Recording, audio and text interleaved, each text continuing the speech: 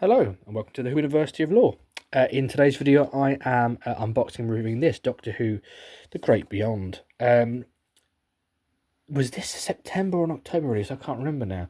I think we've had such amazing releases with the Quintessence and the 8th Doctor, the box set, the Time War, that sometimes you forget these really underrated gems that also come in month after month.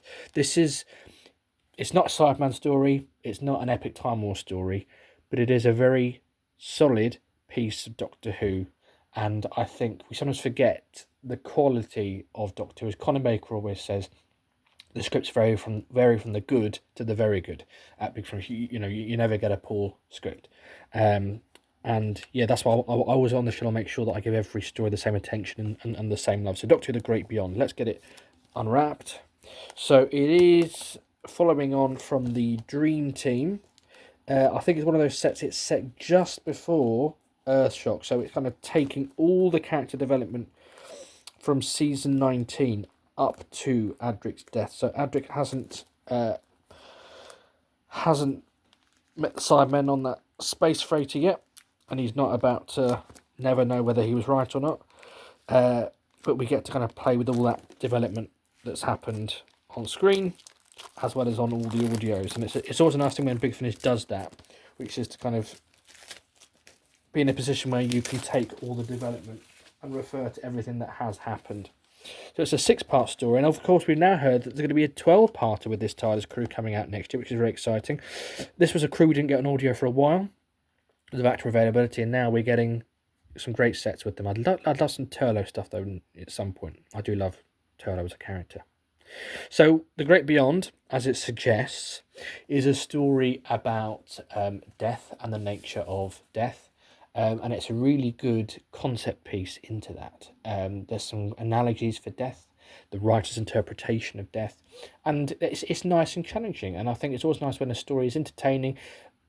I'll talk about some of the entertaining twists and turns in a moment, but it's always nice when there's a bit of intellectual meat there to challenge you and get you thinking. A bit of philosophy never harmed anyone. Some great twists and turns. The characters, there's some great shocks where they don't all recognise each other. There's some great kind of character moments for the Doctor where he kind of has a whole kind of lifetime without his companions. I guess that could explain the jump in time between the 4th Doctor being 750, whatever it was, and the 6th being 900. It could account for that because there's no real gaps on screen otherwise, is there, with the companions? So maybe that's an unintended benefit of that story beat.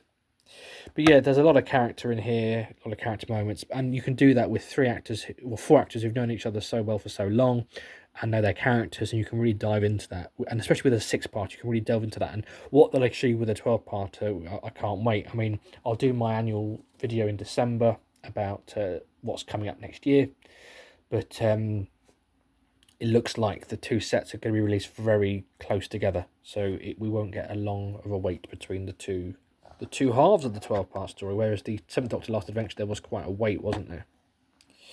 Then inside we've got episodes 1 and 2 on disc 1. And there's the I do love the neon for the title, and of course the original logo from the early 1980s. We've got the booklets.